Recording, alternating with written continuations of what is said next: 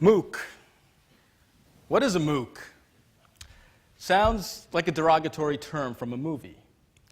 And that's exactly what it is when you spell it with a K. The Merriam-Webster dictionary defines MOOC as a foolish and contemptible person. The term was first used in Martin Scorsese's film Mean Streets, circa 1973. And you might use it as in, so what do you think you're looking at, you big MOOC? Well, fast forward to 2014, and now there's help for this kind of MOOC by way of a one-letter change.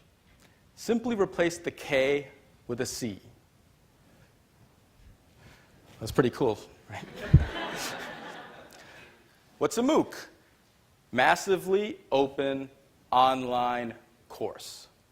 Not to be confused with MMORPG, massively multiplayer online role-playing game.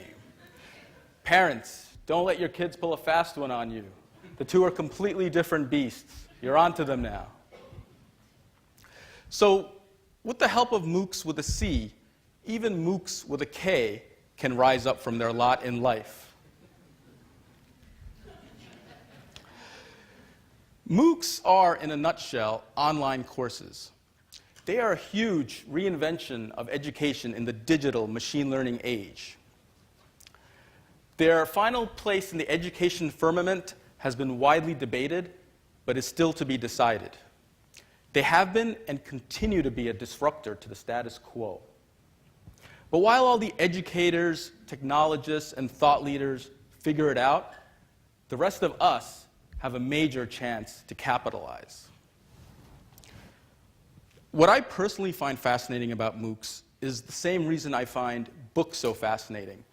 Books are filled with possibilities. They're portals to new worlds. When I got to university, the course listings I had to choose from had the same exact appeal. I would pore over upcoming courses and squeeze in as much as I could. Of course, there was never enough time to fit everything in. So you can imagine my delight when I ran into MOOCs. Now I have access to all kinds of courses about all kinds of topics that you can possibly imagine. Sebastian Thrun, one of the pioneers of MOOCs and creator of Udacity, one of the leading MOOC platforms, was recently named to the Credit Suisse Board of Directors. And you can see Udacity here on the right side, and we're also featuring them in the back, so you can get a good look at them after the session. He came here for an hour-long discussion back in June, and he made some insightful remarks. He said that the university system we have is not fit for the 21st century, that nowadays people have multiple careers that require multiple educations. And especially with technology, every 7 years, you have a complete makeover of everything that came before. Some universities, he said, are still teaching dead programming languages. Constant reinvention is a must. The ability to learn is more essential than ever before. And MOOCs and other online learning platforms are filling that void. In fact, it's not just MOOCs, but there are lots of alternative places to get your education, especially when it comes to IT topics. There are now tons of these coding boot camps that are offering 9 to 12-week programs that do intense training for people to learn things like HTML, CSS, Ruby, Rails, Python, data science, user experience, the list goes on. In fact, I met one of the students from a boot camp. He told me he just graduated from college with a degree in computer science. Yet, he was still taking this boot camp. And I was very surprised. This guy's dropping $10,000 on a coding boot camp because his bachelor's degree wasn't enough to prepare him for today's job market. As an aside, these coding boot camps have become so profitable that even Kaplan is now in the market, having bought a few of the bigger ones. Earlier this year, I stumbled onto a MOOC called Financial Analysis and Decision Making. The title interested me because, quite frankly, it sounded like if I were to take the course, I could make a killing in the stock market. However, what actually got me was the image alongside the description. Notice the instrument panel inside the airplane cockpit. I guess that's the power of an image for you, but it made me go, what the heck does that instrument panel in the airplane cockpit have to do with financial analysis and decision making? Well, I clicked the video to find out. The only hitch was the class was in Mandarin Chinese. Luckily, there were English subtitles, so I was able to follow along. And the professor explained that just like the instrument panel tells the pilot the status of the airplane, what the gauges, dials, controls, and lights represent, so do the financial statements for a company. The balance sheet, the income statement, the cash flow statements, all are used to tell you the health of a company. I thought this was a very cool and powerful analogy, and she made it seem quite natural. I knew I wanted to learn more. And I thought, why not? Let's see how learning from a MOOC in Chinese is going to turn out. So over the next 8 weeks, I took the course, watching the videos and doing the homework.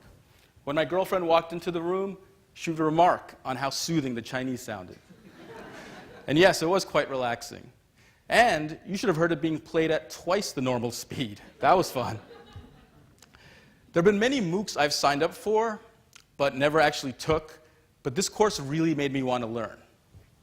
I wound up passing the course, and there were some interesting tidbits that I wanted to share with you. One, that corporations in China rely on the same basic financial statements that we use in the US and the world over. For some reason, it never occurred to me that these things would be universal. It was just a reminder of me being so American-centric. Another interesting fact was that since China is a communist nation, one technically can't own land. So you won't find land as a fixed asset on the balance sheet. Instead, it's treated as an intangible asset. So just some trivia for you. But more importantly, I was able to experience what good teaching was, and that it can be achieved in spite of a language barrier.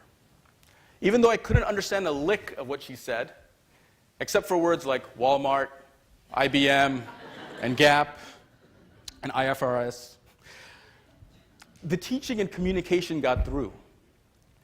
I thought this was simply amazing. As a bonus, I'm able to make much more sense out of my co-op statements. No news yet on the stock market, but stay tuned. Another experience I wanted to share with you stems out of questions I'm sure many of you have also had when coming across statements like these. So here we have an example which compares two diets. On diet 1, there's a weight loss of 34.5 pounds, and diet 2 has an average weight loss of 18.5 pounds. So naturally, conclusion, diet 1 is better. Well, that's what I thought, but not so fast. There's more here than meets the eye. And another example. Research shows evidence that if you use baking soda toothpaste, it'll increase your risk of a certain very deadly disease by 700%, right? And your friend is telling you, you better throw away all your toothpaste. Should you? These are examples from a Statistics in Medicine MOOC taught at Stanford University this past summer. Again, I was grabbed by the course pitch, specifically the part where it says, focuses on real examples from the medical literature and popular press. In today's world, we're all bombarded with mixed messages. It seems like something I'm doing today might kill me tomorrow, so I should be doing something else. And then tomorrow, another study comes out that reverses the first finding, and then we're all okay again. Now, I'd taken probability and statistics as an undergrad, but I never really used it, and I forgot much of it. However, learning, or rather relearning, this material in the context of something we're exposed to every day, namely medical studies in the press, surgeries, remedies, diets, Dr. Oz, etc., really showed me how interesting and relevant the power of statistics is to our daily lives. How even a basic fluency may help us navigate complex choices. Even many doctors aren't aware of how probabilities work. There's an interesting article in the BBC on this topic. And NPR most recently ran a series called On Risk and Reason that was quite good. That's the power of MOOCs. Not only can you use them to advance your career, get that next job, and learn about the latest IT topics, you can also use them to explore your passions and interests in other areas, even discovering ones you never knew existed. And the best part is, they're free. They say there's no such thing as a free lunch, but I think that is precisely what MOOCs are. And not only that, they are a high-quality and nutritious lunch. Go and get your fill today.